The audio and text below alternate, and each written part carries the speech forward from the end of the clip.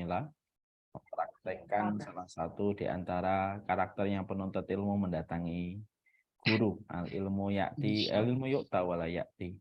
Sesungguhnya ilmu itu didatangi bukan mendatangi. Dan terutama kita selalu menempatkan Aroyan ini menjadi salah satu keluarga kita. Dan semoga Aroyan juga menempatkan kita sebagai bagian dari keluarganya. Maka insya Allah moga-moga satu waktu kita akan berjumpa di majelis offline dan satu waktu kita bisa bertemu di rumah kreativitas dakwah Syamilah insya Allah. Dan semoga seluruhnya para pengurusnya, para penuntut ilmunya senantiasa diberikan kebaikan. Qadarullah tadi kita sudah masuk dari 10.15 tapi qadarullah kelihatannya lagi ada trouble karena kemampuan untuk Zoom-nya hanya untuk 100 partisipan. Tapi tidak apa-apa, semoga tetap akan dimudahkan dalam segala urusan kita insya Allah. Umufinya saya minta izin untuk live Instagram diperkenankan. Tafadhol Ustaz. Oke.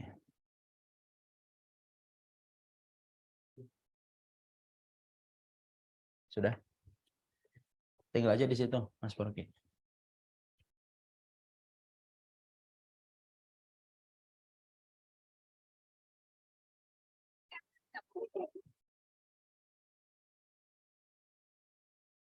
Instagram sudah?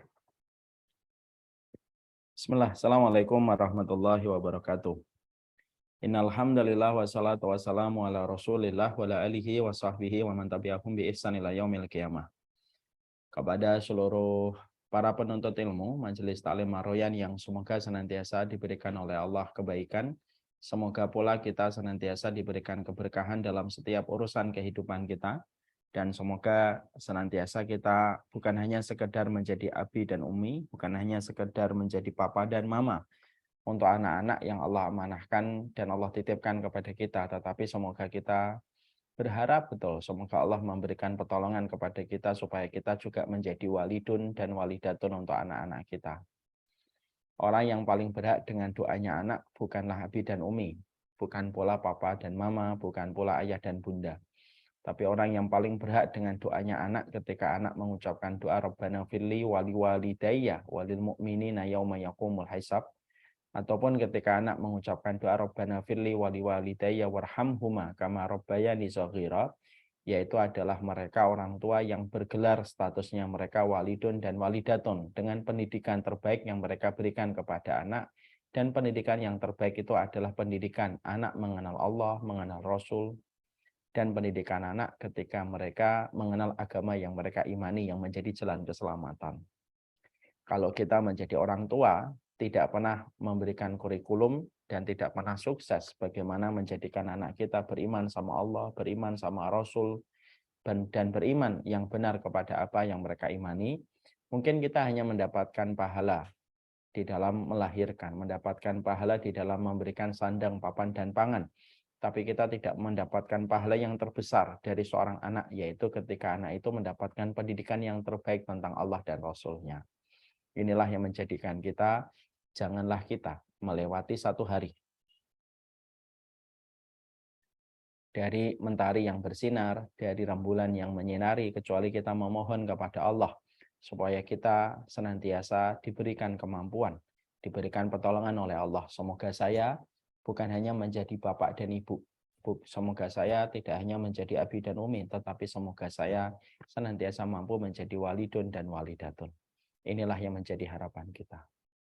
Dan tentunya di dalam kita berharap ini, saya juga mengingatkan, semoga kita juga senantiasa diberikan oleh Allah kekuatan.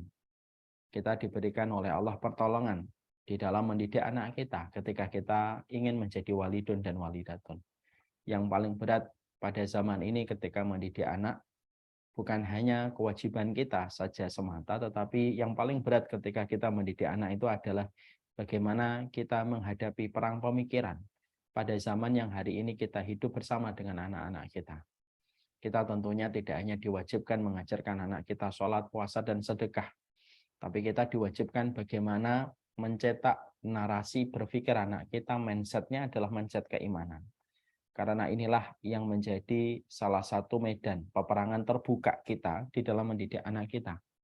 Berapa banyak orang tua yang senantiasa menyekolahkan anaknya di pendidikan Islam, dari PAUD, dari playgroup, SD, SMP, SMA. Ataupun ketika kuliah, tetapi menghadapi anaknya ternyata terperosok kepada kerusakan berpikir yang sangat nyata. Padahal orang tuanya sudah memberikan sebuah komitmen menyekolahkan anaknya di pendidikan Islam. Disitulah kita banyak belajar. Ternyata ruang peperangan terbuka antara kita ketika mendidik anak adalah bagaimana kita menghadapi zaman yang semakin berat, di mana kita diwajibkan oleh Allah untuk menjaga konsep berpikir dan mindset anak kita sebagaimana konsep keimanan.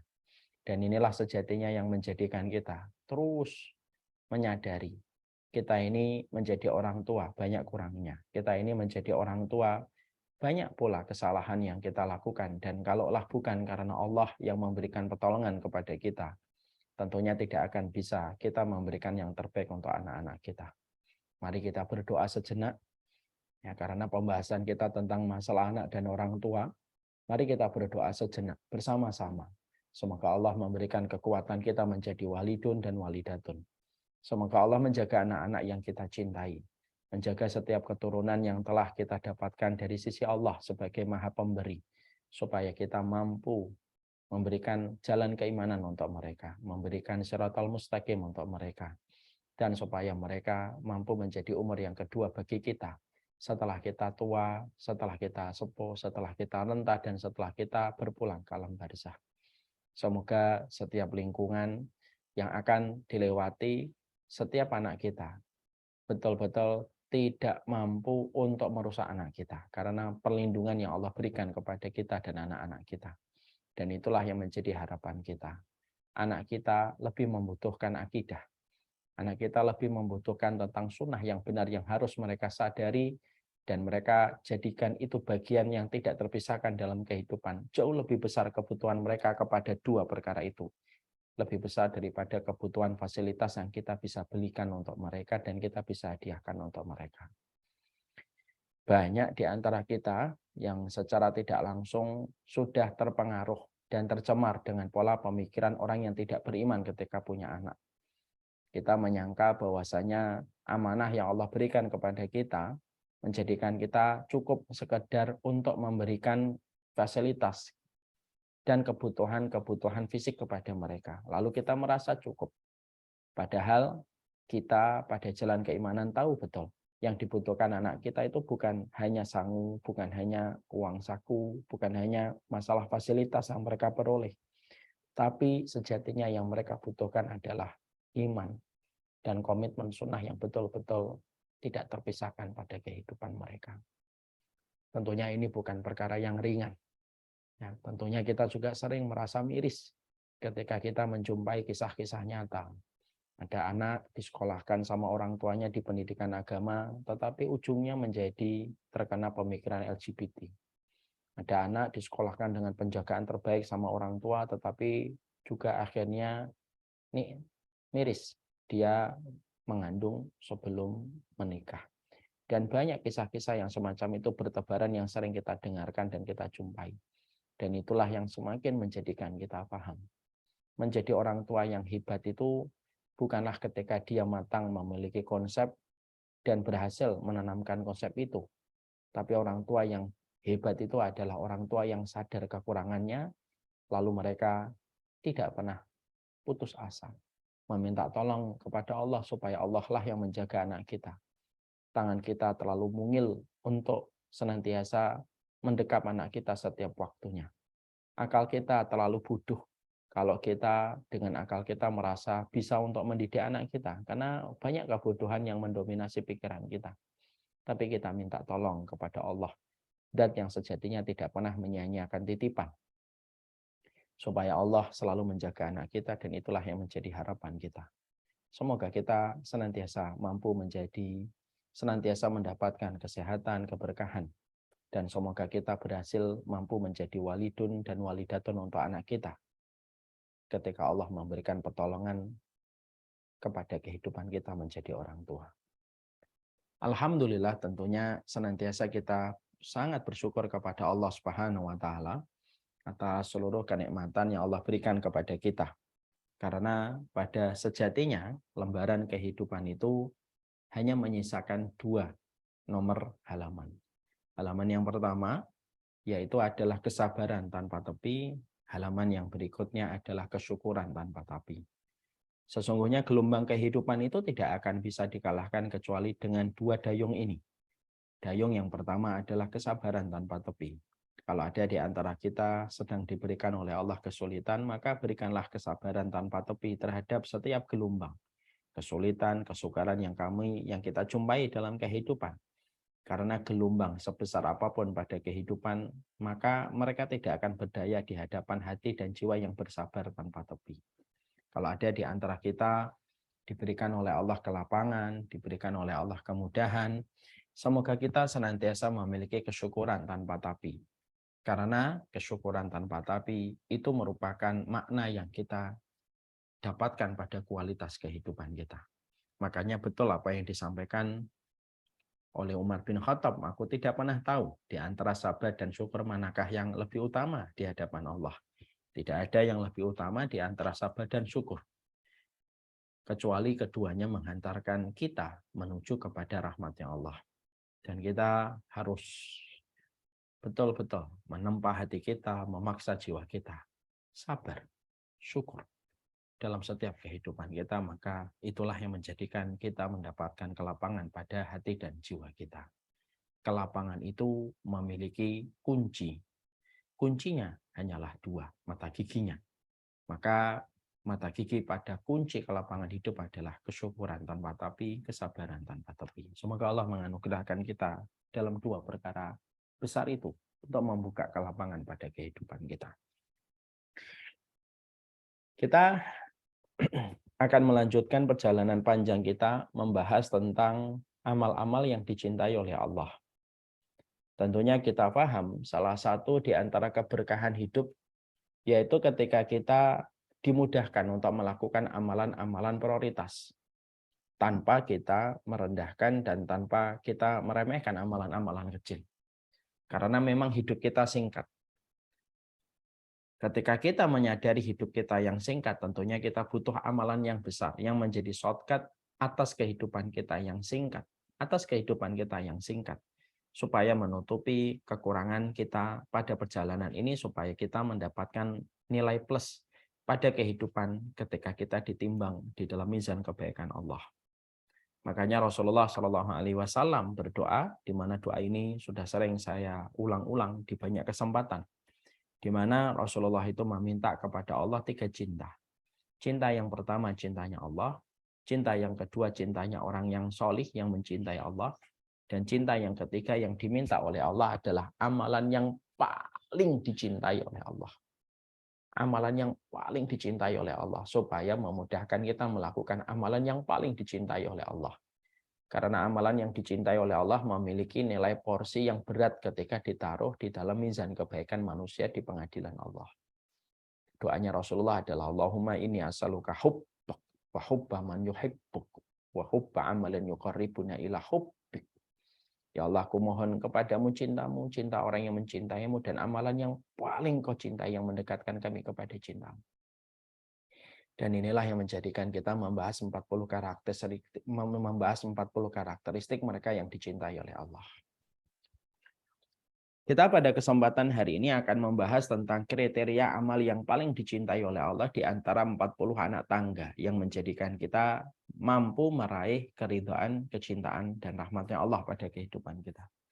Kita sampai pada anak tangga yang ke-17, yaitu salah satu di antara ciri khasnya, karakteristiknya mereka yang berjalan lalu mendapatkan titipan cinta dan ridhanya Allah, yaitu adalah mereka yang diridhai oleh Allah ketika mereka berbakti kepada orang tua mereka. Tentunya ini merupakan pertemuan yang ketiga. Setelah kita membuka dengan mukadimah dan prolog 2 pertemuan sebelumnya. Kita kemarin membahas dulu, karena sesungguhnya terkadang pembahasan tentang masalah birrul walidain disampaikan secara tidak utuh. Padahal ini merupakan sebuah tema yang sejatinya utuh. Tentunya dalam pembahasan sebelumnya kita sudah bahas Poin yang pertama, bahwasanya sebelum anak itu durhaka kepada orang tua, terkadang orang tua itu durhaka kepada anak. Kadang-kadang hukum kausalitas itu terjadi karena ada akibat disebabkan karena sebab yang dilakukan dan dikerjakan. Makanya kisah dialog yang saya sampaikan pada pertemuan 2 bulan atau pertemuan 2 kali sebelumnya adalah bagaimana ketika ada anak durhaka kepada orang tuanya pada masa Khalifah Umar bin Khattab, tapi ternyata orang tuanya lebih dulu durhaka kepada anak sebelum anak itu durhaka kepada orang tua.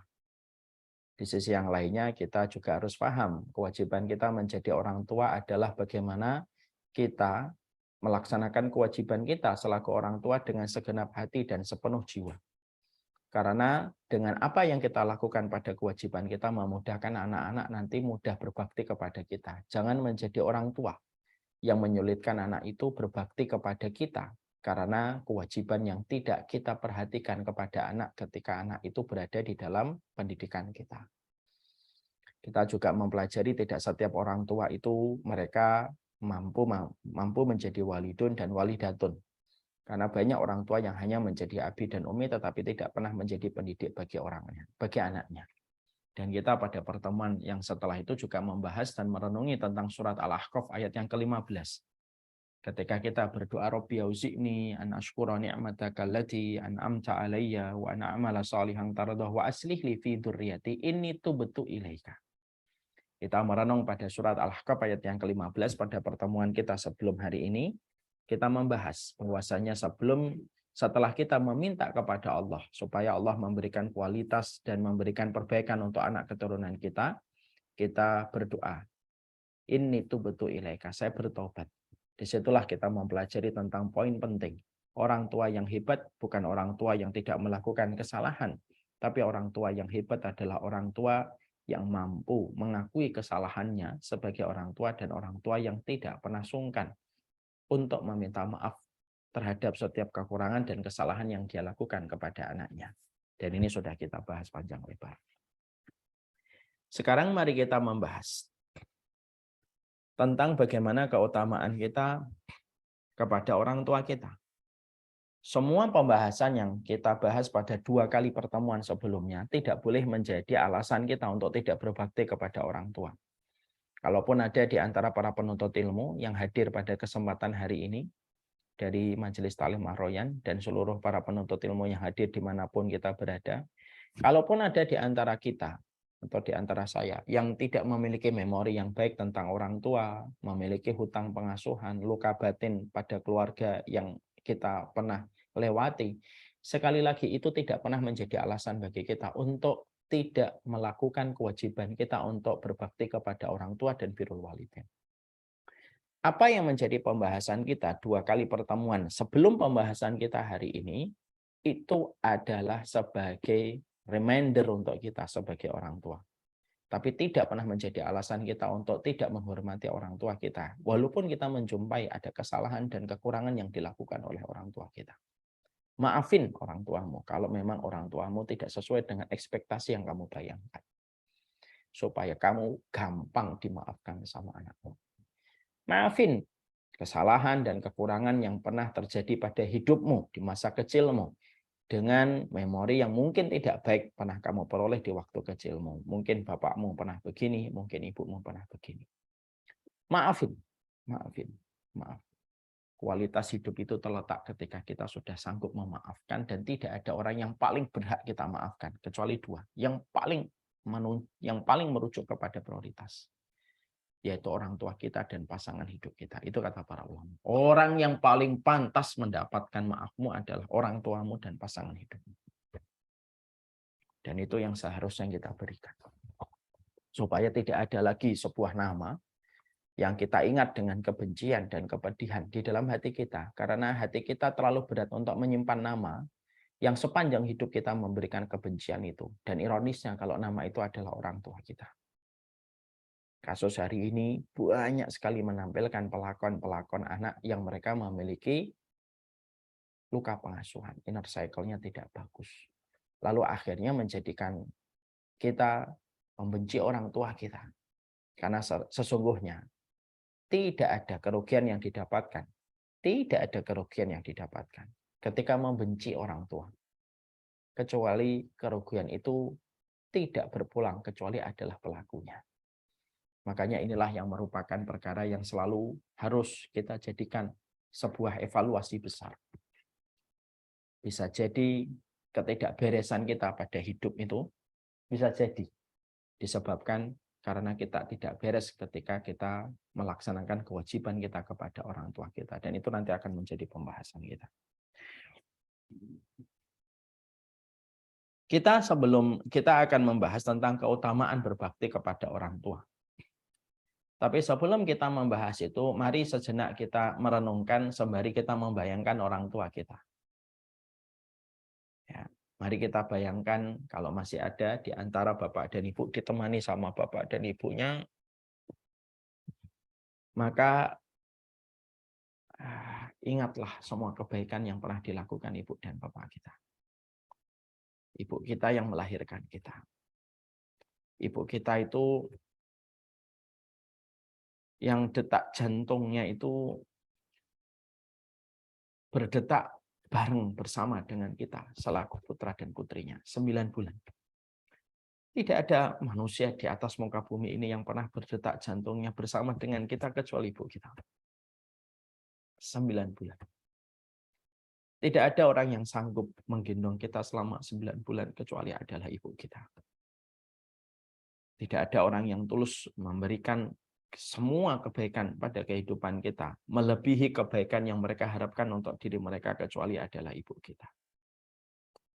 Ya, mereka mungkin punya kekurangan. Iya, mungkin mereka punya kesalahan. Tapi kesalahan itu tidak akan sebanding dengan kebesaran kebaikan yang mereka lahirkan pada kehidupan kita yang sejatinya gelombang yang begitu besar pada kehidupan kita. Air susunya, doanya yang selalu ditujukan untuk kita ketika sajadahnya basah, mendoakan kita. Dan terkadang mereka rela menggigit pahitnya empedu supaya kita merasakan lezatnya hati yang kita konsumsi bersama makanan, karena mereka ingin memberikan yang terbaik walaupun terkadang mereka mengalahkan kepentingan dan kebutuhan mereka sebagai pribadi. Itulah ibu kita. Kalau ada di antara kita yang masih ditemani oleh mereka, lihatlah ubannya. Uban itu merupakan tanda, sinyal dari Allah. Waktumu tidak lama lagi berjumpa dengan ibumu. Supaya kita paham dan supaya kita mengerti bahwasanya uban yang Allah kirimkan dan Allah perlihatkan di mata kita ketika melihat uban bapak dan ibu kita itu tanda. Itu merupakan peringatan. Waktumu tidak lama lagi bersua dengan mereka. Kalau kita menjumpai kulit mereka yang keriput, maka itu pun tanda bahwasanya persuaan kalian dengan mereka tidak terlalu lama. Kalau kita melihat bagaimana telinganya yang sudah tidak lagi aktif mendengarkan semua yang kamu ucapkan, itu tanda. Sebentar lagi kita akan berpisah. Kalau kita menjumpai ketika mereka sudah mulai bertanya tentang sesuatu yang menurut kita gampang, tapi bagi mereka sulit, walaupun hanya untuk menuliskan WhatsApp ataupun membuka YouTube, itu tanda. Mereka sudah mulai tidak familiar dengan dunia karena mereka akan berarah menuju kepada perjalanan berikutnya. Maka semoga kita menyadari. Karena sesungguhnya dunia tidak akan pernah lagi sama. Dunia tidak akan pernah lagi sama. Setelah kita memasukkan jasad orang tua kita ke perut bumi. Demi Allah. Makanya selalu saya menyampaikan. Ditinggalkan sama orang tua itu meninggalkan lubang besar pada hati kita. Yang lubang itu tidak akan pernah tertutupi dengan apapun. Karena sesungguhnya lubang itu dinamakan oleh Nabi. Pintu tengahnya surga. Itulah kita sama orang tua kita. Min ausati babil jannah. Pintu tengahnya surga itu adalah orang tua. Kalau kita membicarakan tentang pintu tengahnya surga, di mana kita nyari pengganti? Kalau kita nyari pintu biasa, gantinya banyak. Kalau kita nyari pintu istana, penggantinya banyak. Bisa kita order dan bisa kita inden.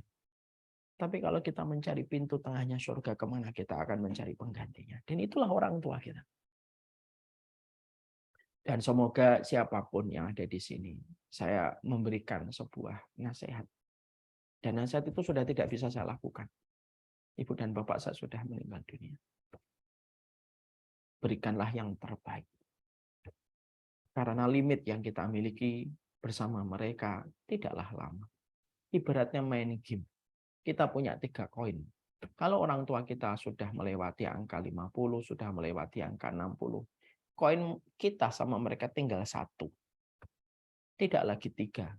Dengan kita berharap banyak. Kita koinnya tinggal 1.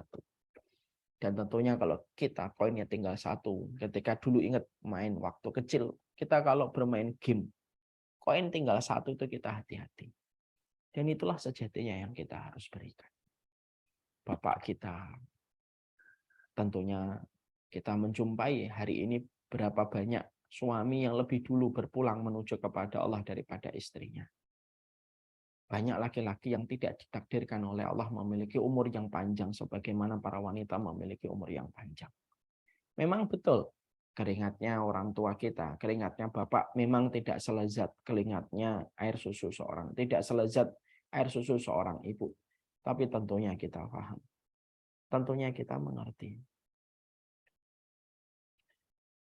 Air susu ibu memang nikmat dan lezat dalam membentuk kehidupan kita. Memang keringatnya seorang ayah tidak selezat air susu, tapi keringatnya seorang bapak. Itulah yang memberikan pula keberkahan. Yang dicukupi dengan keringatnya seorang ayah di balik kebesaran keberkahan yang Allah berikan melalui air susu yang diberikan oleh ibu kita. Makanya itulah yang menjadikan kita harus memahami, itulah hal besar yang tentunya kita harus mengerti tentang orang tua kita. Semoga siapapun di antara kita yang telah ditinggalkan orang tuanya. Perpisahan itu yang paling berkah itu perpisahan yang menjadikan kita berjumpa kembali di akhirat. Semoga kita berjumpa kembali dengan orang tua kita di alam barzah.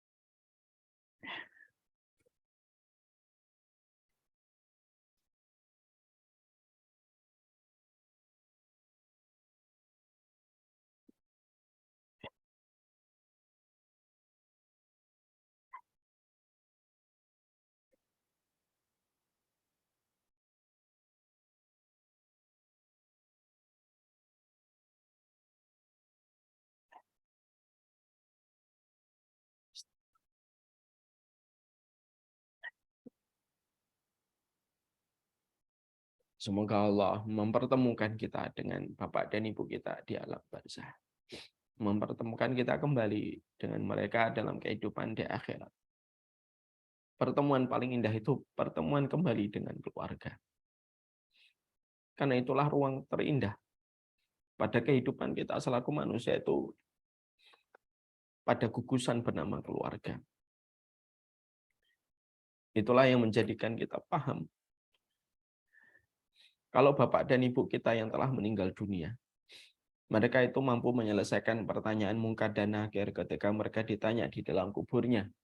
Man rabbuka wa man nabiyuka, siapa Robmu, siapa nabimu, apa agama yang diutus kepadamu. Kalau orang tua kita yang telah wafat itu mampu menjawab satu persatu di antara pertanyaan yang diajukan malaikat mungkar dan nakir di alam barzah ketika mereka bermalam yang pertama di dalam kuburnya, Bapak dan Ibu kita itu sebenarnya setelah mampu menyelesaikan jawaban itu, dan semoga Bapak dan Ibu kita mampu menjawab pertanyaan itu, maka tidaklah mereka ketika bermalam yang pertama sudah menyelesaikan ujian yang pertama di alam kubur, kecuali mereka berteriak.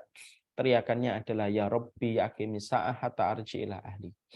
Ya Allah, segerakan hari kiamat supaya aku kembali berjumpa dengan keluargaku, berjumpa dengan istriku, berjumpa dengan suamiku, berjumpa dengan anak-anakku, berjumpa dengan cucu-cucuku.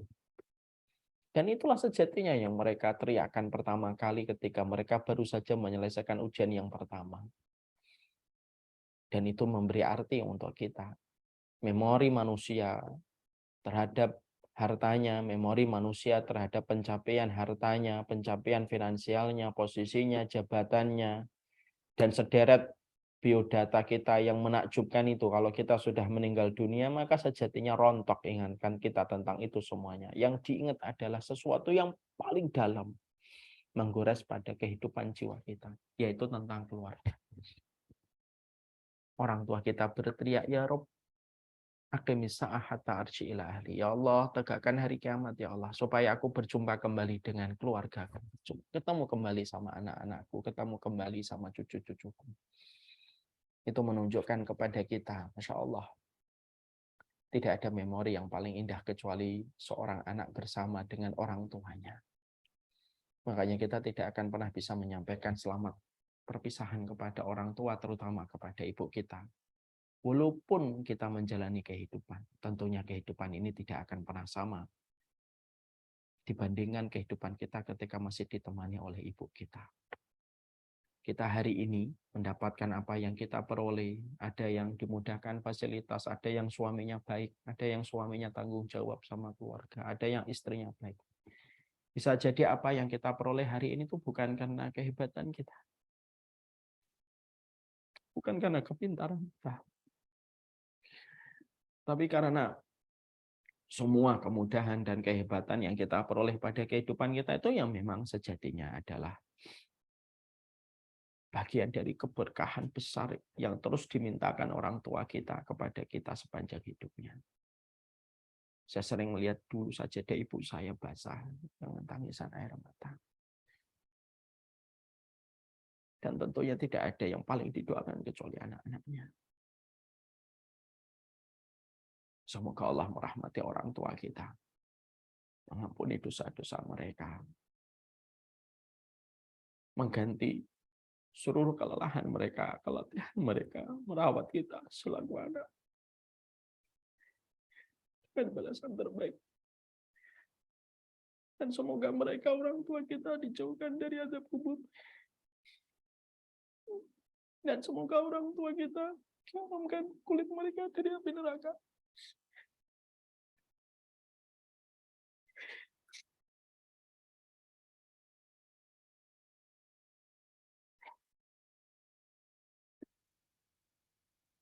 Dan semoga Allah memberikan kebaikan setiap urusan keluarga kita di hadapan Allah Subhanahu wa taala. Sekarang mari kita mencoba untuk membahas apa sih keutamaan yang kita peroleh dan apa kebaikan yang kita akan dapatkan. Apa yang akan kita peroleh dan apa yang kita dapatkan dalam kehidupan kita ketika kita berbakti kepada mereka. Tentunya ini merupakan why yang harus disadari dengan baik dan ini merupakan why yang harus kita mengerti dengan benar. Karena terkadang kalau kita membicarakan hanya sekedar kewajiban tetapi kita tidak tahu apa yang harus kita lakukan dalam kehidupan kita, maka sesungguhnya ini yang menjadikan kita akhirnya kurang makna dalam kehidupan. Sebentar, ternyata penjemputan basah. Nak, panggilin Fadil nak sebentar. Sebentar ya, saya mohon maaf. Atau Alvina.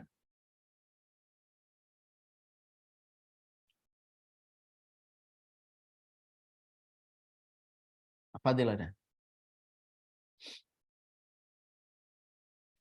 Nak, tolong jemput Basam, nak lupa saya. Ya, syukran nak.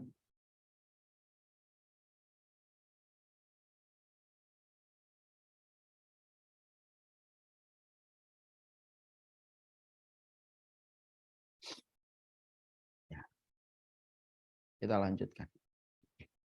Maka kita pada pembahasan ini akan mulai merujuk kepada sebuah pembahasan. Kenapa kita Apa sih keutamaan yang kita dapatkan dan kita peroleh ketika kita berbakti kepada anak, kepada orang tua kita? Setelah kita membahas betapa besarnya posisi mereka dan kedudukan mereka pada kehidupan kita dan pada kehidupan keluarga kita. Para ulama lalu menyampaikan kepada kita yang pertama, sesungguhnya keutamaan besar yang kita peroleh ketika kita memberikan seluruh bakti kita dan memberikan birrul walidain terbaiknya kita kepada mereka. Tentunya nanti kita akan bahas birrul walidain itu konkretnya apa. Karena banyak di antara kita juga belum paham birrul walidain itu harus ngapain. Banyak di antara kita sebagai penuntut ilmu, karena mungkin lemahnya referensi yang kita miliki, menganggap bahwasanya birrul walidain itu hanya sekedar uang yang kita berikan kepada mereka ketika pada akhir bulan, dan kita merasa bahwasanya setumpuk uang yang kita transfer itu bagian dari birrul walidain yang paling penting dan paling pokok. Salah, birrul walidain itu tidak selalu berurusan dengan uang. Walaupun salah satu di antara mata rantai birrul walidain kita selaku manusia kepada orang tua adalah dengan memberikan rezeki kepada mereka. Tapi itu bukan satu-satunya. Nanti kita akan bahas kenapa disebut dengan ihsana. Ya, kenapa tidak disebut dengan salihah? Kenapa birrul walidain? Dan bagaimana konkretnya birrul walidain manusia, anak kepada orang tuanya.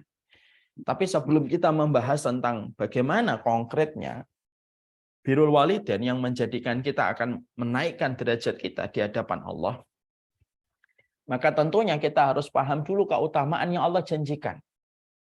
Profit apa yang Allah akan berikan kepada kita, reward apa yang Allah berikan pada kehidupan kita ketika kita memilih jalan ini pada kehidupan kita menuju kepada Allah.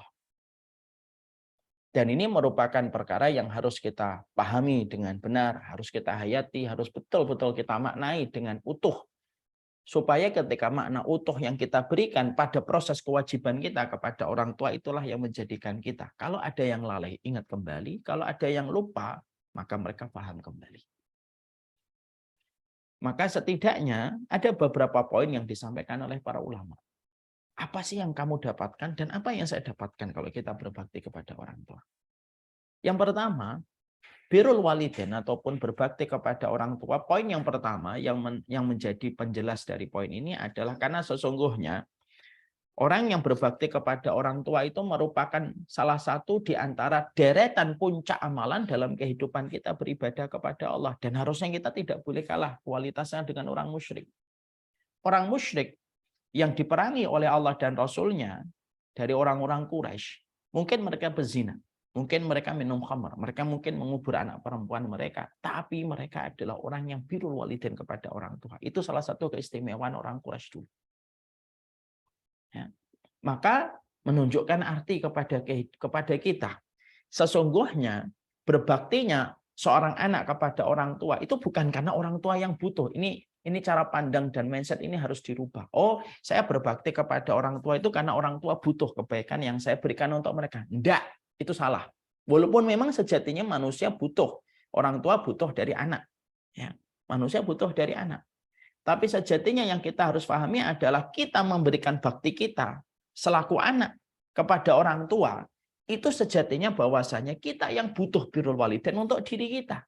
Karena berbagai macam keutamaan yang Allah selipkan dan Allah janjikan dan Allah berikan kepada kita, di mana keutamaan ini tidak pernah Allah berikan pada amal-amal yang lain. Supaya kita paham, kalau kalian masih memiliki orang tua, berarti salah satu di antara inti perjalanan kita meraih surga itu masih dapat. Dan supaya ketika kita paham keutamaan apa berbakti kepada orang tua, supaya kita tahu siapa yang kita prioritaskan di dalam kehidupan kita. Kadang-kadang maaf ya, ini ada salah satu kisah, ada salah satu fenomena di dalam kehidupan yang terkadang tidak sesuai dengan roadmap-nya ilmu roadmap-nya ilmu ketika memberi petunjuk kepada kita. Ada orang tuanya sakit, orang tuanya di rumah, dia kadang-kadang malah pergi kemana-mana dengan niatan untuk melakukan amalan ini, amalan itu. Tapi justru meninggalkan orang tuanya padahal mendampingi dan menemani orang tua. Ketika dalam kondisi tua dan sepuh, itu merupakan salah satu amalan besar. Dan banyak orang tidak sadar. Banyak orang itu ketika mereka masih ditemani sama orang tuanya, setan itu akan berusaha menjadikan dia lupa dengan sebuah gerbang yang paling indah yang berada di tengah surga. Ketika dia berbakti kepada orang tua, setan akan menjebak dia dengan perbuatan-perbuatan amal yang kecil tetapi meninggalkan amal yang besar, yaitu adalah menemani dan berbakti kepada orang tuanya ketika dalam kondisi dewasa, dalam kondisi tua dan sepuh. Ini kan salah satu yang kita harus pahami dengan benar.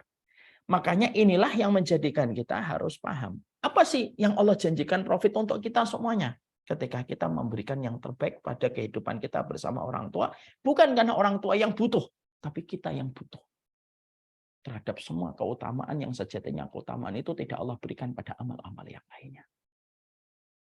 Yang pertama, maka kita akan menjumpai bahwasanya keutamaan yang pertama ketika kita terus memperbaiki cara kita di dalam kita memperbaiki urusan kita kepada orang tua. Yang pertama, ini merupakan amalan besar. Dan tidak ada perkara yang paling besar setelah keimanan kita kepada Allah kecuali adalah berbakti kepada orang tua. Sampai urusan ini sampai begitu besarnya bagaimana kita berbakti kepada orang tua kita, sampai-sampai Allah tidak membedakan ketika orang tuamu solih ataupun orang tuamu kafir sekalipun ataupun tidak beriman, maka kewajibanmu kepada mereka, walaupun mungkin ada di antara orang tua kita yang tidak beriman sama Allah, maka kita kewajibannya sama. Sebagaimana kita memiliki orang tua yang beriman.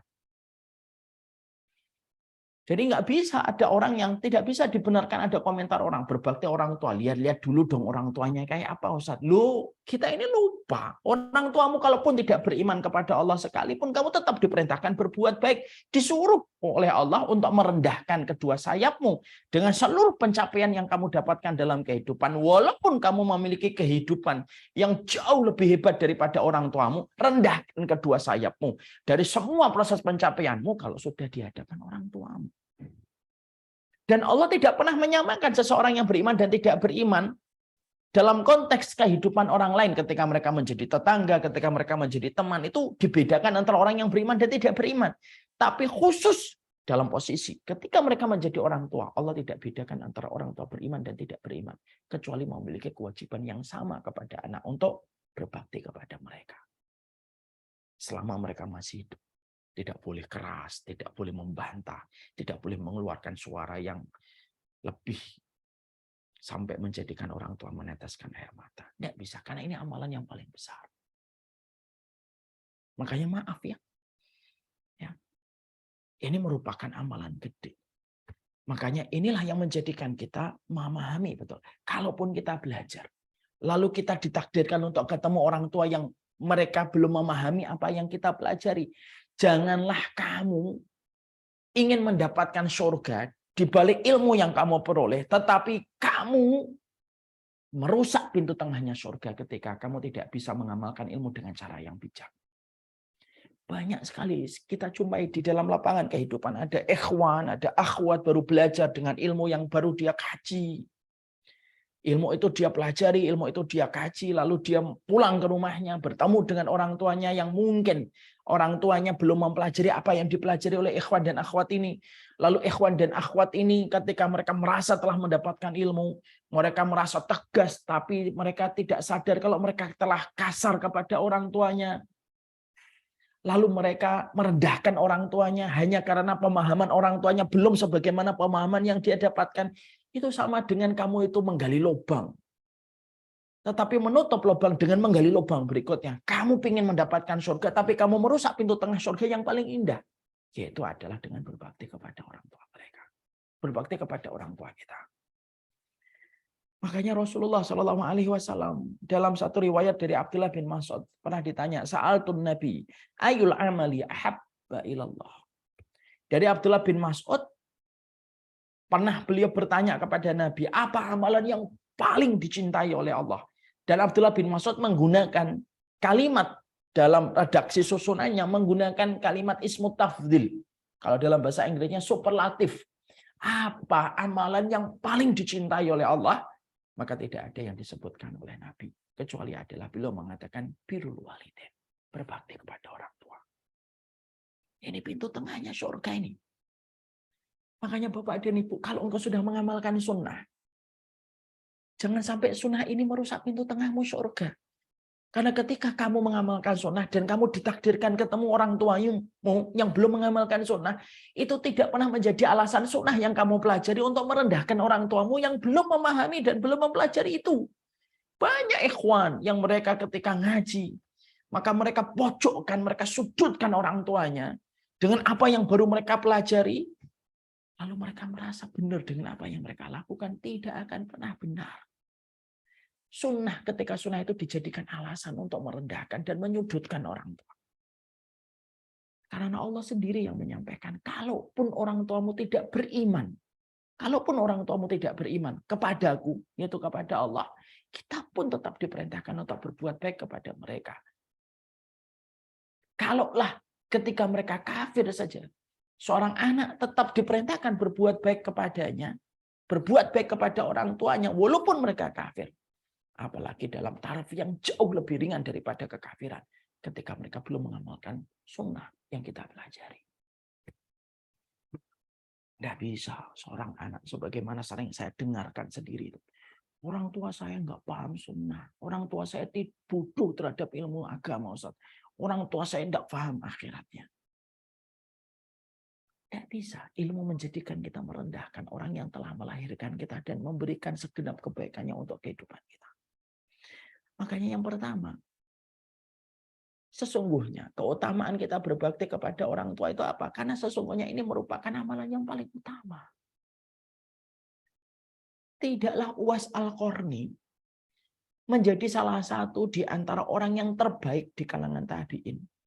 Dan tidaklah dia disebut sebagai orang yang terbaik itu bukan karena sholatnya yang menjadikan dia terbaik. Bukan karena sedekahnya yang menjadikan dia terbaik. Bukan karena berulang-ulang dan sering sekali dia melakukan haji dan umrah yang menjadikan dia baik. Bukan itu yang disebutkan oleh baginda Nabi. Dan bukan itu pula yang kita baca di dalam kitab para ulama. Makanya kita mendapati sebuah kisah nyata yang semuanya dari kita paham. Tidaklah Uwais Al-Qarni mendapatkan kedudukan yang luar biasa di hadapan Allah. Antara dirinya dengan Allah tidak ada hijab dan tidak ada penghalang antara dirinya dengan Allah. Kecuali yang menjadi komponen terpenting yang menjadikan Uwais Al-Qarni mendapatkan posisi seagung itu di hadapan Allah.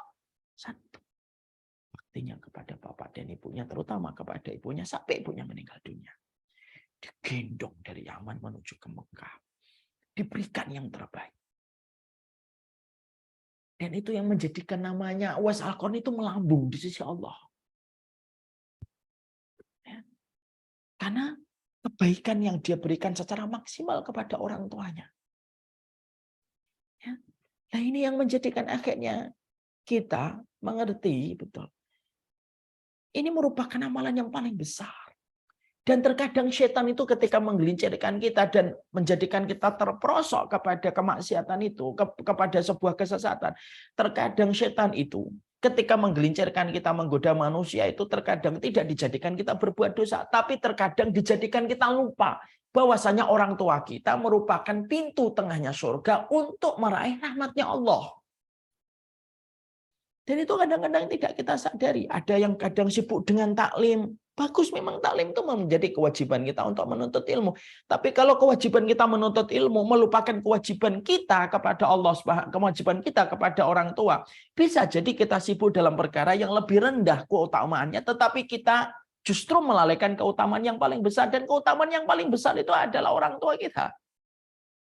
Makanya tidak main-main sampai Rasulullah SAW menyampaikan ragima anf man adroka abawaihi indal kibari falam yadkhulil jannah. Celaka betul kata Rasulullah SAW, dan kecelakaan ini diucapkan Nabi, diaminkan oleh para penduduk langit. Apa kecelakaan yang disampaikan oleh Nabi dan diaminkan penduduk langit ketika Nabi mengucapkan amin? Ya. Nabi itu mengucapkan amin. Ini ucapan diucapkan oleh malaikat, diaminkan oleh Rasulullah SAW. Yaitu ketika malaikat sendiri di atas langit itu mengatakan dalam sebuah kabar yang didengarkan oleh baginda Nabi, dan Nabi menyatakan persetujuan ketika mengatakan amin. Ragima'an man adruka abawaihi indal kibari falam yadkhulil jannah. Celaka sekali anak yang mereka diberikan kesempatan menjumpai orang tuanya sepuh, beruban, keriput, semakin hilang mata dan pendengarannya, Tapi ketika mereka diberikan kesempatan berjumpa dengan orang tuanya yang semakin sepuh dan semakin menua, anaknya tidak bisa masuk surga. Itu kebangetan. Itu celaka banget. Kenapa? Seakan dia mendapatkan kesempatan emas untuk mudah masuk surga. Tapi kesempatan itu justru ditempek.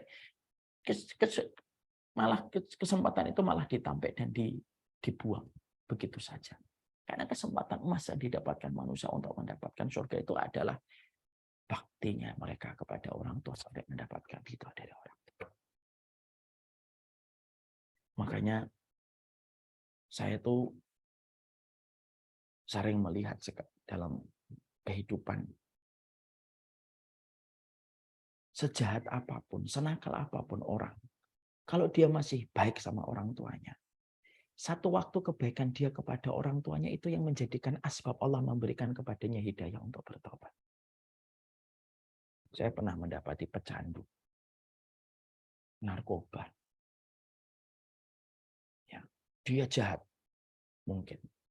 Tapi dia sama ibunya dan bapaknya baik. Akhirnya satu waktu orang ini akhirnya bertobat. Saya pernah mendengar kisah pembunuh. Preman yang begitu beringas, pernah bunuh orang. Tapi dia memang menjaga hubungannya sama ibu. Dia memang jahat, tapi kalau sama ibunya sudah. Dia betul-betul hormat sama ibunya. Walaupun sempat membunuh. Tapi kebaikan dia kepada ibunya. Frekuensi keterikatan antara hatinya dengan ibunya ketika dia masih menjaga hubungan baik sama ibunya. Satu waktu akhirnya Allah memberikan hidayah kepadanya sampai akhirnya bertobat dari dosanya dan akhirnya sekarang menjadi orang yang memperbaiki diri.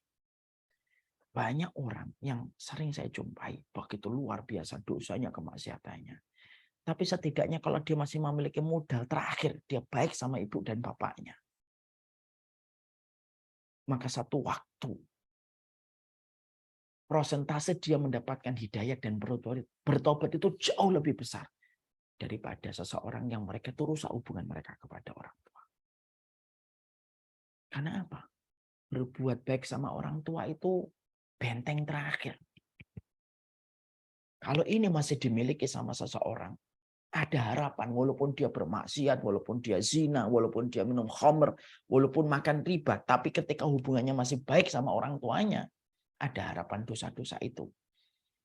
Itu nanti akan Allah berikan hidayah supaya dia meninggalkan dosa itu. Karena berbuat baik kepada orang tua itu menjadi sebab terlindunginya manusia dari sebuah kerusakan dan kecelakaan.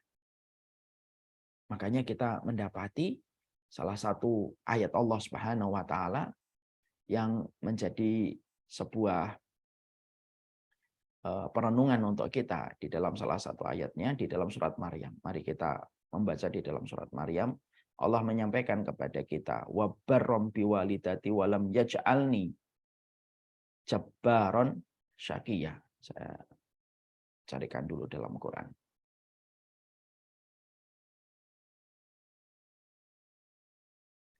Makanya Allah kemudian menyampaikan di dalam surat Maryam ayat yang ke-32.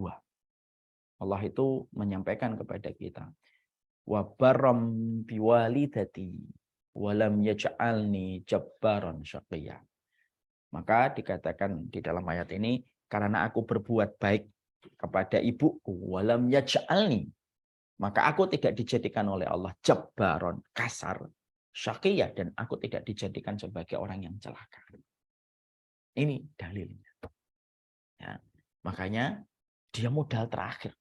Dia perisai. Berbuat baik sama orang tua itu perisai. Kalaupun dia jahat, walaupun dia makan yang haram, walaupun melakukan dosa, tapi selama dia masih menjaga hubungannya dengan bapak dan ibunya, terutama kepada ibunya, maka satu waktu kebaikan kepada orang tua akan menarik hidayah yang menjadikan dia berhenti dari dosa-dosa itu dan akhirnya kembali kepada Allah. Inilah amalan yang paling besar. Ya. Ini merupakan keutamaan yang pertama, yang sejatinya ini harus betul-betul kita pahami. Ketika kita mengetahui tidak ada amalan paling utama setelah iman kepada Allah, kecuali adalah bagaimana kita berbuat baik kepada orang tua, supaya kita juga tidak sampai gampang digelincirkan oleh setan, disibukkan pada perkara kecil, tetapi diluputkan dari perkara yang paling besar, yaitu adalah merawat orang tua. Makanya pernah ada pertanyaan dari seorang ibu-ibu di satu tempat. Ustadz, saya ini diamanahi satu komunitas. Komunitas ini besar. Tapi saya punya orang tua. Saya punya orang tua yang membutuhkan kehadiran saya dan membutuhkan perawatan dari saya ketika usianya sudah melewati angka 70. Mana yang lebih utama bagi saya, Ustadz? Yaitu saya menerima amanah menjadi ketua majelis taklim ini, atau saya harus menemani orang tua. Maka saya tidak ragu untuk menjawab kepada ibu ini. Kalau ibu sudah dapat izin dari suaminya, dapat ridho dari suaminya, tidak ada perkara yang paling wajib bagi ibu kecuali menemani orang tuanya. Menjadi ketua majelis taklim bagi satu komunitas, keutamaannya besar. Tapi keutamaan itu tidak bisa mengalahkan keutamaan ketika ibu menjaga pintu tengahnya surga. Setelah seorang wanita dihalalkan, pintu tengahnya surga itu setelah suaminya, yaitu orang tuanya. Ini supaya kita ini tidak bingung dengan skala prioritas kita dalam kehidupan. Ada seorang anak, orang tuanya sakit, dia ngaji ke tempat-tempat yang jauh. Memang betul, ngajinya dia itu melapangkan jalannya ke surga. Betul, saya tidak menyalahkan. Tapi ketika dia melapangkan jalannya untuk mencari ilmu dan dia meninggalkan orang tuanya berhari-hari, sampai orang tuanya selalu bertanya, mana fulan dan mana fulan, anakku ini kok gak kelihatan. Walaupun orang menjawab, dia lagi ngaji, berarti bisa jadi dia sedang termasuk dari apa yang pernah dijelaskan oleh Imam Ibnu Qayyim. Imam Ibnu Qayyim itu mengatakan salah satu di antara agenda kesesatan yang dilakukan oleh setan itu apa? Menyibukkan dengan amalan yang kecil tetapi meluputkan dari amalan yang paling besar. Dan itu salah satu agenda setan. Setan itu kalau menggoda kita, satu dengan kesyirikan. Kalau kita mampu berhasil untuk selamat dari kesyirikan ini, maka setan itu akan menggoda kita dengan perkara yang tidak disunahkan Nabi. Kalau kita selamat dari perangkap ini, maka setan akan menggoda kita dengan dosa besar. Kalau kita selamat dari dosa-dosa besar, digoda kita dengan dosa-dosa kecil. Kalau kita selamat dari dosa-dosa kecil, maka setan membuat perangkap yang kelima, disibukkan dalam perkara mubah tetapi berlebihan. Kalau kita selamat dari perangkap ini, setan memiliki perangkat yang keenam. Dahlah, biarin aja dia beramal, tapi diluputkan dari amalan yang besar. Sama dengan orang yang mungkin mereka ngaji, mereka pergi ke tempat-tempat yang jauh dengan alasan ngikutin daurah, ngikutin ngaji. Tapi ternyata dia meninggalkan orang tuanya yang selalu memanggil namanya ketika mereka terbaring lemah di atas tempat tidur. Maka ini juga kita khawatir. Berarti kita tidak punya skala prioritas dalam kehidupan. Hidup itu tidak hanya sekedar beramal. Hidup itu tidak hanya sekedar berbuat kebaikan. Betul, kewajiban kita beramal solih. Tapi amal solih itu ada skala prioritasnya. Itulah fungsinya ilmu, supaya kita paham mana yang prioritas, mana yang terkadang belum terlalu kita prioritaskan. Karena bagaimanapun kita ini terbatas. Terbatas secara tenaga, terbatas secara waktu, terbatas secara kesempatan kita dalam hidup untuk beramal solih. Maka yang kita harus perhatikan adalah skala prioritasnya. Dan ini yang kita harus paham, konsekuensi ketika kita memahami poin yang pertama, berbakti kepada orang tua itu merupakan amalan yang paling besar. Setelah iman kita kepada Allah. Jadi setelah iman kita kepada Allah Subhanahu wa taala itu adalah bagaimana ketika kita memberikan seluruh kebaktian kita kepada orang tua kita dan merendahkan kedua sayap kita yang merupakan simbol dari semua pencapaian yang kita peroleh dalam kehidupan. Lalu kita rendahkan itu hanya kita berikan kepada Allah. Itu loh yang sejatinya menjadi puncak di antara amalan. Makanya ada yang pernah memberi nasihat kepada saya. Ya. Dulu ketika kami berdakwah itu ada yang memberi nasihat dari keluarga saya. Dia mengatakan, "Nak, saya adalah keponakannya. Kewajiban kamu yang pertama bukan dakwah loh, merawat orang tua. Dakwah itu harusnya disinkronkan. Dan tidak dijadikan dua pilihan yang harus dipilih salah satunya. Tapi disinkronkan." Masya Allah itu. Saya bersyukur mendapatkan nasihat itu. Dan itu sejatinya yang kita harus mengerti. Poin yang pertama. Berbuat baik kepada orang tua itu merupakan hal besar. Dan hal yang sebesar ini, itu sebenarnya melahirkan banyak konsekuensi. Akhirnya kita paham. Makanya kalau ada di antara kita adalah para penuntut ilmu, laki-laki, seorang suami, kita juga harus paham. Kewajiban kita sebagai anak laki-laki itu tetap kepada orang tua. Makanya akhirnya salah satu di antara terpaan masa fitnah yang begitu luar biasa itu apa? Nabi itu sudah memprediksi tentang bagaimana kualitas manusia bersama dengan keluarganya dan bagaimana interaksi manusia kepada orang tuanya. Nabi itu sudah memprediksi. Tidak akan datang hari kiamat sampai kamu menjumpai bagaimana atau ar-rajul zaujatahu wa aqa walidayhi. Makanya Nabi itu menerangkan dalam satu riwayat yang sahih, tidak akan terjadi hari kiamat sampai kamu nanti juga menjumpai banyak laki-laki ketika mereka punya istri, mereka mentaati istrinya tetapi durhaka kepada orang tuanya. Maka ini sebenarnya tidak perlu terjadi kalau kita paham skala prioritas. Dan inilah yang pula yang harus nanti kita sampaikan kepada setiap anak-anak dan orang yang kita cintai. Kalau kamu menikah, maka sesungguhnya prioritas kamu itu apa? Tanpa menafikan betapa besarnya prioritas keluarga dalam kehidupan kita. Dan inilah yang menjadi salah satu perkara yang harus selalu kita jaga. Ibaratnya mata air yang tidak boleh rusak mata air ini. Kita bisa membayangkan kalau kita berada di tempat yang gersang, maka tiba-tiba Allah memberikan kepada kita mata air, maka tentunya kita akan memberikan yang terbaik kepada mata air itu supaya mata air itu terjaga. Jangan sampai hanya karena ingin mendapatkan minuman satu botol 500 mili misalkan atau mendapatkan minuman 200 mili, kita justru meninggalkan mata air yang kita miliki, dirusak sama makhluk yang lain hanya untuk mendapatkan minuman 200 mili dan meninggalkan mata air yang paling besar. Jangan sampai ketika kita ingin untuk mendapatkan satu keutamaan pahala pada satu ibadah, tapi kita meninggalkan satu keutamaan ibadah yang paling besar, yaitu ibadah bersama dengan orang tua. Makanya betul kata Ibnu Umar radhiyallahu anhuma, ketika beliau begitu sedih ditinggalkan ibunya, beliau menangis dan tangisannya itu membuat banyak orang pilu. Bukan karena beliau meratap kepada mayat, bukan. Tapi tangisan Ibnu Umar itu ketika beliau betul-betul sedih ditinggalkan ibunya itu beliau ditanya, gimana? Apa yang membuatmu begitu sedih, wahai Ibnu Umar? Maka Ibnu Umar lalu berkata, bagaimana aku tidak bersedih? Ketika ibuku telah meninggal dunia, telah tertutup pintu tengahnya surga. Dan itu yang disampaikan oleh Ibnu Umar. Jadi ketika kita belajar dari lembaran ilmu yang disampaikan oleh para ulama bahwasanya berbakti kepada orang tua itu merupakan amalan yang paling dicintai oleh Allah. Ini bukan hanya normatif, tapi melahirkan konsekuensi yang sangat banyak pada kehidupan kita.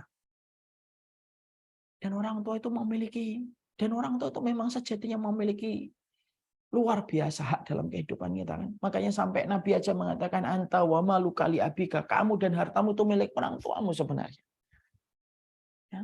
Saking begitu besarnya posisi dan kedudukan orang tua dalam kehidupan peredaran seorang anak. Dan ini amalan yang paling utama.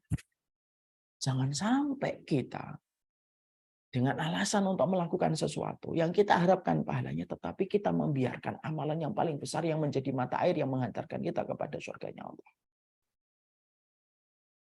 Ini yang kita tidak benar. Ya. Makanya saking begitu besarnya amalan ini, Rasulullah pernah ditanya tentang oleh seorang sahabat, apakah saya ingin berjihad ya Rasulullah? Maka Nabi mensejajarkan amalan jihadnya itu ketika Nabi lalu bertanya kepada orang tersebut, apakah kamu masih memiliki orang tua? Masih punya ya Rasulullah. Ahayun walidak. Ahayun walidak. Qala na'am. Masih hidup enggak orang tuamu itu? Ya, dalam hadis yang diriwayatkan dari Abdullah bin Amr. Masih ya Rasulullah. Fafihima fajahid. Maka kepada orang tuamu kamu berjihad. Hadis riwayat Bukhari Muslim. Yang menarik adalah beliau meminta izin kepada Nabi berjihad. Dan Nabi membuka opsi. Nabi membuka opsi. Opsi yang dibuka oleh Nabi adalah tidak mungkin Nabi memberikan opsi kecuali yang sepadan dengan perkara jihadnya. Atau bisa jadi lebih besar daripada jihadnya. Jadi ketika orang itu mengatakan, ya Rasulullah, saya minta izin untuk berjihad. Nabi mengatakan sebuah amalan yang sejatinya paling minim setara dengan jihad atau paling besar atau lebih besar. Karena memang konteksnya semacam itu. Maka Nabi mengatakan, ahayun walidak. Apakah masih hidup orang tuamu? Qala na'am, masih ya Rasulullah SAW.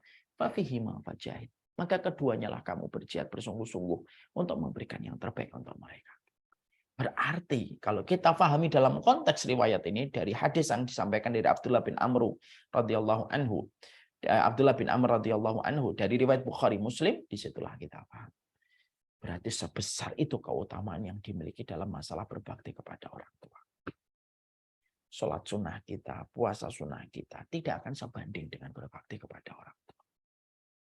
Makanya jaminan dari Allah kan gede kan. Jaminannya apa? Walam yaj'alni jabbaran syaqiyya. Kalau kamu sudah berbuat baik kepada ibumu dan juga kepada bapakmu, Allah akan memberikan kamu dua garansi.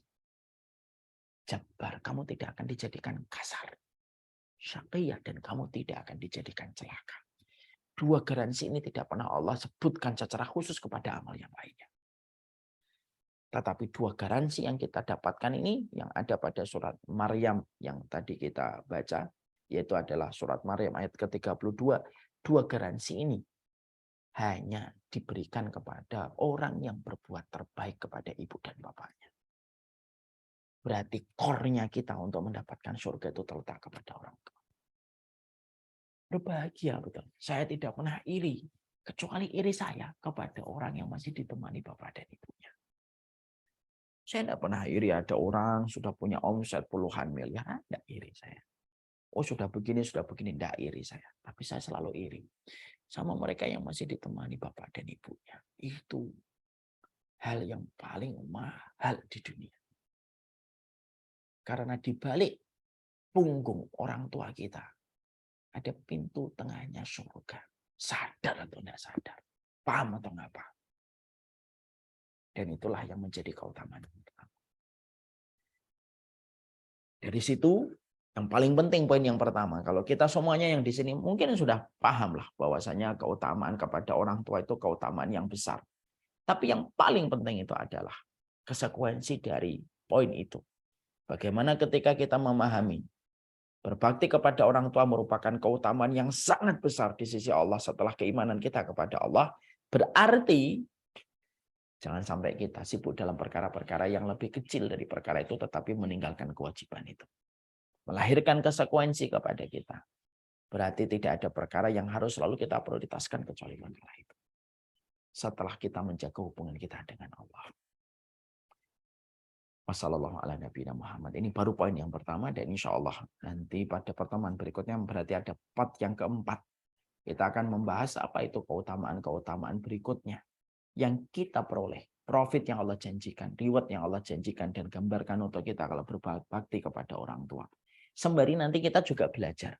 Apa sih arti birrul walidin? Apakah sekedar uang yang kita transfer di akhir bulan? Mari kita nanti pelajari supaya kita memperbaiki jalan tengah kita, highway-nya kita menuju kepada surganya Allah. Wassalamualaikum Muhammad walhamdulillahirabbil alamin. Ini part yang ketiga dalam pembahasan kita bersama orang tua. Saya kembalikan kepada Umufinya. Iya, Barakallahu fiikum Ustaz, wa jazakallahu khairan untuk pencerahan, untuk penambahan ilmu kepada kami bagaimana harus birru walidain tadi Ustaz. Ini sudah ada pertanyaan di layar, tapi izin ini saya ada pertanyaan yang masuk. Misalnya Ustadz, ada orang tua, dia hanya menyayangi salah satu anak dari 3 anak laki yang dia miliki. Apakah yang demikian itu Allah ridhoi Ustadz? Anak yang disayangi ini nih maaf, kurang memiliki adab yang baik terhadap saudara kandungnya gitu Ustadz. Misalnya suka berkata kasar, ya, suka menggunakan kata-kata yang tidak baik dan sebagainya. Gimana Ustadz kalau Islam melihat hal seperti ini Ustadz?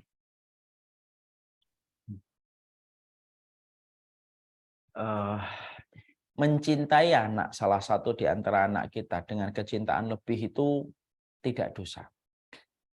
Mencintainya. Seperti Ummu Finya. Ummu Finya punya anak berapa? 2 Ustadz. Ada salah satu di antara anak itu yang terkadang lebih mendapatkan perhatian di hati kita. Ada atau tidak ada? Ya mungkin ada. Saya punya anak banyak. Maka mencintai anak kita salah satunya lebih besar daripada yang lainnya karena berbagai macam kelebihan, mungkin karena empatinya, sensitifnya, mudahnya dia ringan untuk membantu, mudahnya dia sedih kalau kita mendapatkan kesulitan, menjadikan kita lebih mencintainya. Maka itu tidak salah. Sebagaimana ketika Nabi memiliki banyak istri. Ada salah satu istrinya Nabi yang paling beliau cintai daripada yang lainnya, yaitu si Bunda Aisyah. Maka itu pun tidak salah. Makanya doanya Nabi SAW itu apa? Fala talumuni fima tamliku wala amliku. Ya Allah, jangan engkau mencela saya atas apa yang engkau miliki yang tidak aku kuasai. Apa yang dimiliki oleh Allah yang tidak kita kuasai? Rasa cinta kita. Itu sesuatu yang dimiliki oleh Allah. Saya apabila memiliki istri lebih dari satu, misalkan 2 atau 3. Lalu saya mencintai salah satunya lebih besar karena beberapa pertimbangan latar belakang. Itu tidak salah. Itu tidak dosa. Yang menjadi dosa itu adalah ketika rasa cinta kita yang lebih besar menjadikan kita tidak adil memberikan keadilan kepada mereka. Nah, itu tidak boleh. Ada fulan punya istri 3. Cintanya dia kepada istri pertama menjadikan dia memberikan hak yang jauh lebih besar daripada istri kedua dan ketiga. Maka akhirnya perkara itu yang menjadi dosa. Kenapa? Karena menjadikan kita sudah berbuat melampaui batas. Kalau hanya cinta saja diperbolehkan. Tapi ketika itu sudah mulai membedakan perlakuan kita, hak dan kewajiban yang kita berikan juga menjadi berbeda karena semata-mata didorong rasa perasaan yang timbul di hati kita semata, maka itu tidak boleh dan itu sebuah dosa. Ya. Gimana kalau konteksnya ini adalah anak kita berbuat dosa, berbuat kemaksiatan, tetap diingatkan. Tapi hak dan kewajiban itu memang harus sesuai dengan apa yang mereka harusnya dapatkan. Tapi mengingatkannya tetap menjadi sebuah kewajiban. Wallahu a'lam bishawab. Barakallahu Ustadz. Ini nanti akan dilanjutkan Utifara ya Ustadz untuk pertanyaan-pertanyaan di layar. Tafadhol Utifara. Ya Utifinya, jazakillah khair. Oh, Ya, assalamualaikum warahmatullahi wabarakatuh Ustadz. Waalaikumsalam warahmatullahi wabarakatuh. Sehat, Ya. Alhamdulillah. Ustadz, ini saya ada pertanyaan dulu. Ustadz, di layar sudah ada beberapa pertanyaan. Ini pembahasan kita yang lalu kan Ustadz yang tentang orang tua pun bisa durhaka terhadap anaknya gitu kan. Salah satunya adalah tidak mengajarkan huruf dalam Al-Quran. Nah, tidak mengajarkan huruf dalam Al-Quran, huruf hijaiyah ya. Maksudnya. Ya. Nah, misalnya gini Ustadz. Kita kan dulu belum hijrah ya Ustadz, jadi kita nggak tahu. Jadi kita masukkanlah anak-anak kita itu ke sekolah Islam gitu Ustadz. Jadi anak kita pun taunya huruf atau belajar Al-Quran itu dari sekolahnya gitu.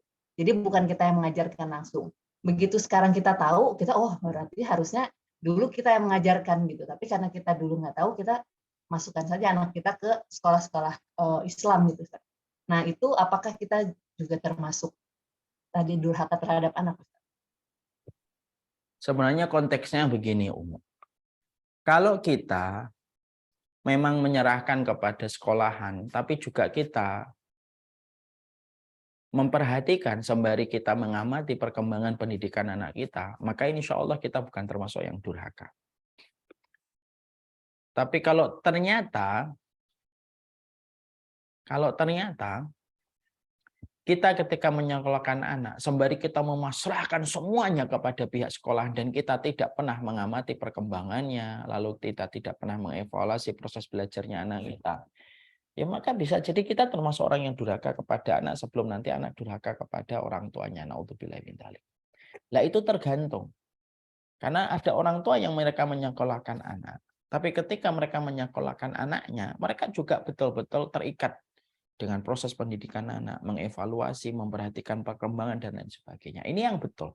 Karena sekolah itu bagi orang yang beriman, dia tidak menjadi tempat, tidak menjadi objek.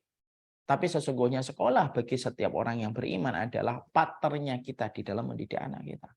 Bukan menjadi objek kita menitipkan dan menyerahkan seluruh kehidupan anak kita kepada sekolahan. Ya enggak gitu. Sekolahan itu adalah bagian dari partnernya kita untuk mendidik anak kita.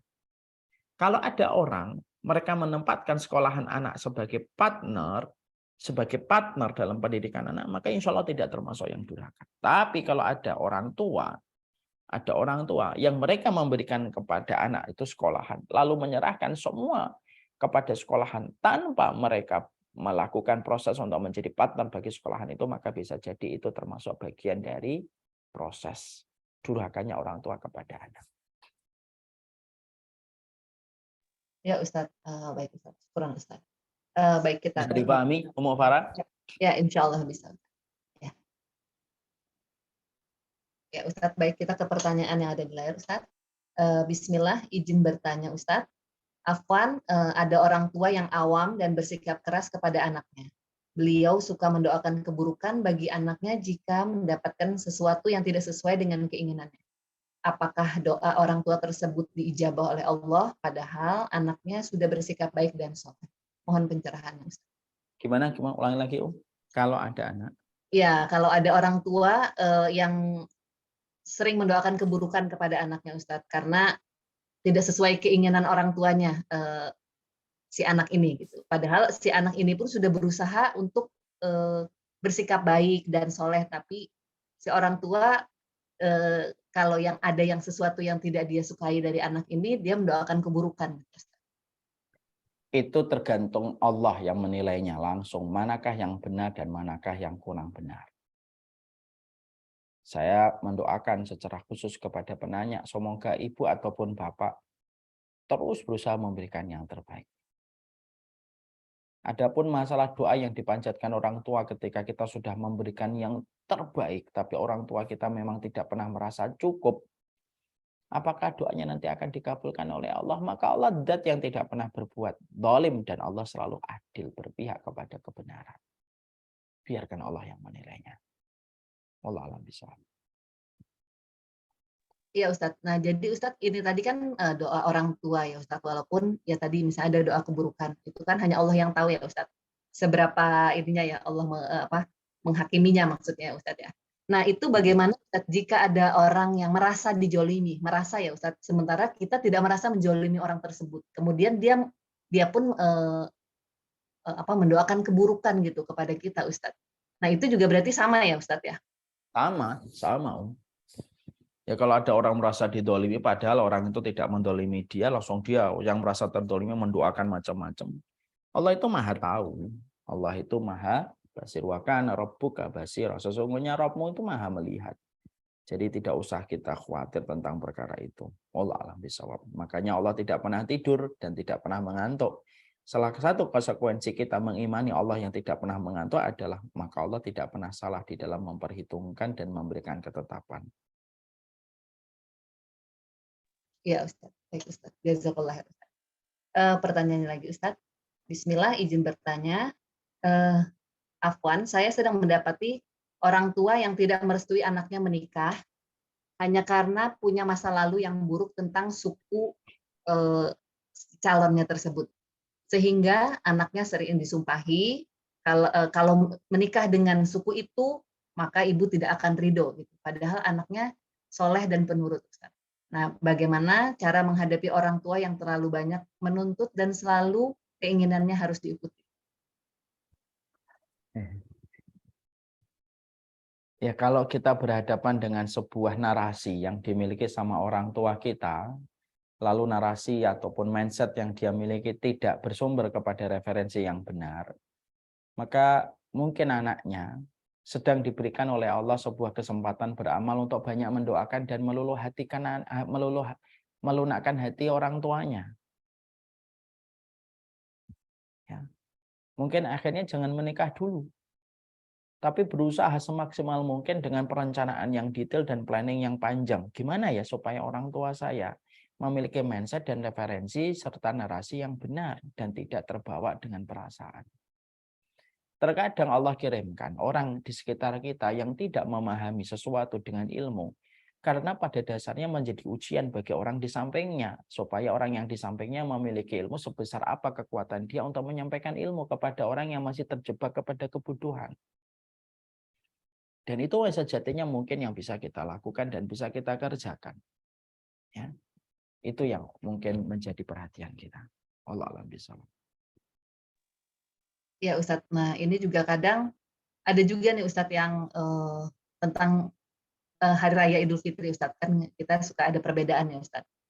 Nah kita kadang suka kasih tahu ke orang tua kita bahwa jangan mengikuti ini tertentu ya Ustadz ya, gitu. Yang memang beliau udah dari dulu beliau selalu mengikuti itu gitu. Jadi kadang kita juga akhirnya beliau ini suka marah gitu kalau kita tidak mengikuti, udah kita harus ikut yang ini gitu. Sementara kita mengikuti lebarannya misalnya pemerintah ya Ustadz ya, yang mana kan sebenarnya bukan pemerintah yang kita ikuti, tapi kan cara melihat ininya, menentukan hilalnya itu Ustadz. Nah itu bagaimana Ustadz? Apakah kita tetap ya udah deh kita ikut orang tua kita daripada marah-marah atau gimana, atau apalagi sudah tua atau bagaimana gitu Ustadz? Ini kalau hal semacam ini begini ketika kita mendapati ketetapan sunnah yang ternyata belum difahami oleh orang tua kita, maka tentunya kita harus breakdown dulu. Masalah itu apakah masalah yang menjadi perdebatan para ulama ataukah tidak. Kalau masih terjadi perdebatan di antara para ulama, maka mungkin kita bisa mengkompromikan. Oke lah, kita mengikuti pendapat yang menurut kita agak lemah, tapi dengan sebuah niatan, supaya orang tua kita nanti bisa kita pelan-pelan ajak supaya mengerti tentang masalah ini. Mengerti masalah ini sesuai dengan ketetapan sunnah dan pendapat yang lebih kuat yang kita imani dan kita yakini. Kalau perbedaan itu masih dalam perkara-perkara yang menjadi perdebatan para ulama. Kecuali dalam perkara-perkara yang sifatnya qat'i, sifatnya mutlak. Sudah membahas tentang iman dan kufur, maka harus tegas. Ya, misalkan orang tua kita menyuruh, "Udahlah, nggak apa-apa ngasih nggak apa-apa kita ngasih tumbal atau kita ngasih sesajen di pinggir jalan, itu kan termasuk budaya aja." Nah, jelas kita tahu itu merupakan bagian dari sebuah kesyirikan ketika kita mengimani ada satu kekuatan yang besar di jalan itu selain dari Allah, ya tentunya ini jelas tidak boleh mengikutinya.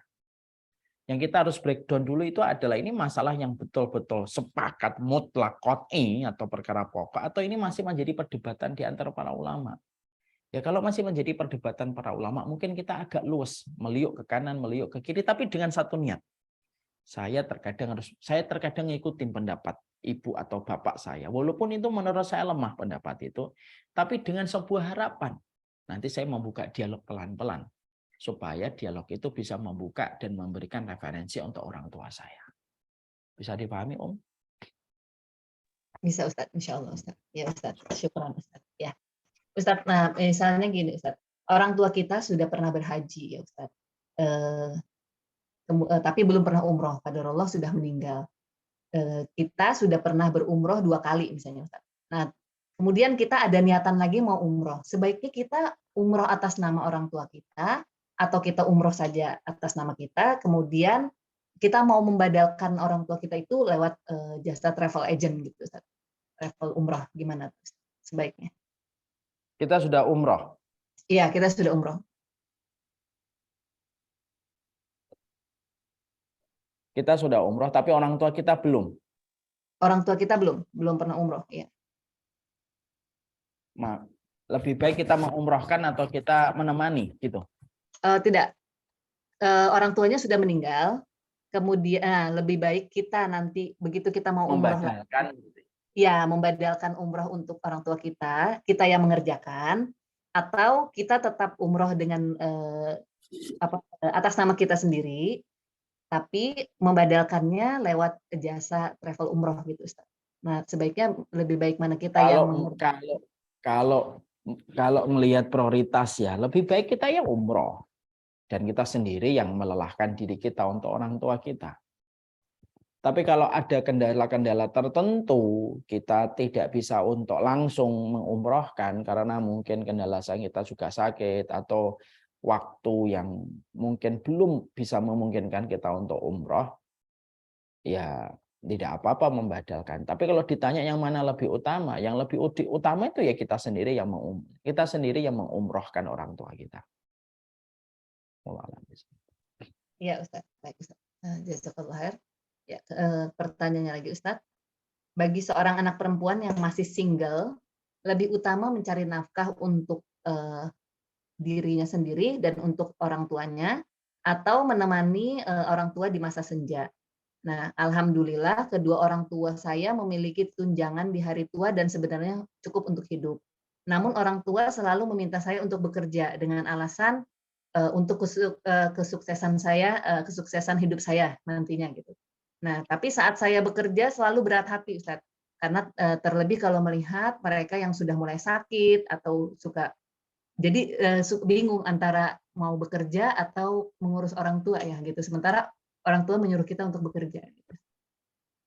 Ya, kalau hal semacam itu coba dikomunikasikan dan didialogkan dengan orang tua dari hati ke hati. Sampaikan aja hajat kita dan keinginan kita. Ya Allah, saya ingin menemani Bapak dan Ibu. Masalah rezeki saya, insya Allah saya akan memiliki waktu yang lebih panjang. Tapi menemani Ibu dan Bapak, saya mungkin tidak memiliki waktu sepanjang ketika saya diberikan kesempatan bekerja. Mungkin dengan itu akan menjadikan orang tuanya terbuka hatinya dan mungkin akan paham maksud dan keinginan sang buah hati. Wallahu a'lam bishawab. Ya Ustaz. Pertanyaannya lagi Ustaz. Bagaimana dengan mertua Ustaz? Statusnya apakah sama dengan orang tua sendiri? Orang mertua itu memang tidak sebesar kedudukan orang tua kita, tapi bagaimanapun berbakti kepada mertua yang telah melahirkan seseorang yang menemani kita dalam kehidupan di dunia, itu merupakan sebab keberkahan dan sebab kebaikan besar dalam kehidupan kita. Tidak usah kita bermaksud membeda-bedakan, ini kan orang, ini mertua, ini menantu. Supaya kita nanti juga tidak dibeda-bedakan oleh anak kita ketika mendapatkan pasangan hidupnya. Orang yang terbiasa membedakan antara orang tuanya dan menantunya, mungkin nanti akan mendapatkan kualitas yang sama. Dia akan mendapatkan kualitas bagaimana dia akan mendapatkan kualitas bagaimana anaknya akan membedakan dia dengan mertuanya, sebagaimana itu kebiasaan yang pernah kita lakukan pada kehidupan dulu bersama dengan menantu dan mertua kita. Wallahu a'lam bishawab. Iya Ustaz. Baik. Ustaz, tadi kan Ustaz katakan kan kamu dan hartamu adalah milik orang tuamu. Nah ini itu berarti untuk laki-laki saja atau perempuan yang belum menikah Ustaz? Atau laki-laki dan Untuk perempuan? perempuan yang belum menikah dan laki-laki baik yang sudah menikah ataupun belum menikah. Ya Ustaz. Pertanyaannya lagi Ustaz. Apakah tidak apa-apa jika kita berbakti kepada orang tua karena Allah semata dan bukan karena rasa cinta kita terhadap orang tua sendiri? Bolehlah, berbaktilah kepada orang tuamu karena Allah, karena itu justru malah menjadi pokok kewajiban kita. Maka bisa jadi satu waktu Allah akan menumbuhkan cintamu kepada orang tuamu.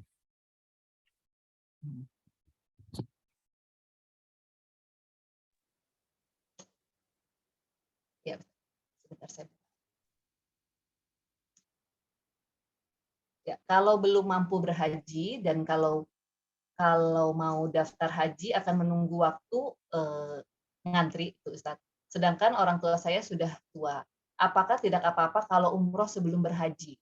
Niat haji sangat besar Ustaz, tapi antara mengantri menunggu haji sangat tidak mungkin dan keinginan ke rumah Allah sangat besar dan rindu ingin beribadah. Bagaimana Ustaz hukum? Tidak apa-apa, silakan umroh dulu. Setelah pulang umroh tetap menabung kembali untuk meniatkan haji. Ya Ustaz, baik Ustaz. Jazakallah ya Ustaz. Ya, pertanyaannya sudah habis semua Ustaz di layar. Ya. Oh, ada satu lagi Ustaz, pertanyaan sebentar. Ada masuk. Assalamualaikum Ustaz, apa doanya untuk mertua yang sudah meninggal? Ustaz? Apa, Om? Apa doanya untuk mertua yang sudah meninggal? Allahumma firlahu warhamhu wa'afihi wa'fu anhu. Itulah doanya. Insya Allah itu sudah merupakan bagian yang terbaik yang kita berikan kepada orang tua kita. Baik itu kepada mertua kita. Ya, berarti itu umum ya Ustadz ya.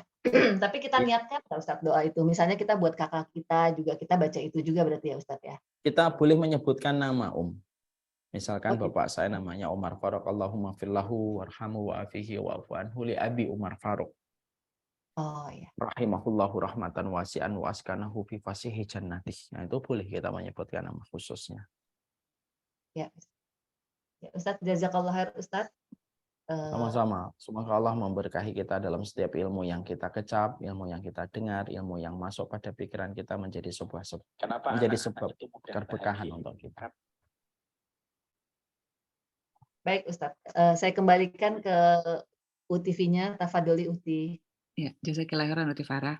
Baik Ustadz, ini Masya Allah kita terus diingatkan oleh Ustadz bahwa memang salah satu perintah Allah Ta'ala itu untuk hambanya adalah dengan birrul walidain, ya Allah, birrul walidain. Dan birrul walidain ini tidak melulu tadi Ustadz sampaikan juga berurusan dengan uang, tapi itu hanya merupakan salah satu rantai dari birrul walidain, yakni memberi rezeki kepada orang tua. Berbakti kepada orang tua itu bukan berarti orang tua memerlukan kebaikan-kebaikan dari seorang anak, namun semua kebaikan yang kita berikan kepada orang tua itu akan kembali kebaikan itu kepada diri kita sendiri. Biru walidain juga merupakan pintu tengah, tadi Ustadz bilang, pintu tengah surga untuk mendapat rahmatnya Allah.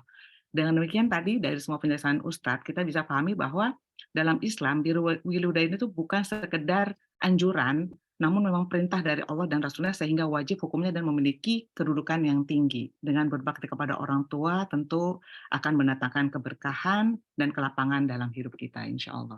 Kurang lebih begitu Ustadz, closing statement silakan Ustadz.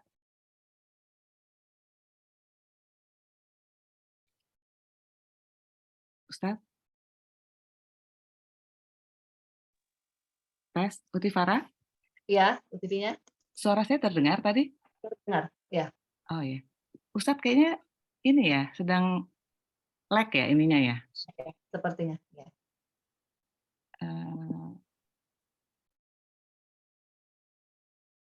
Ustadz, Afwan, Ustadz? Oh, benar.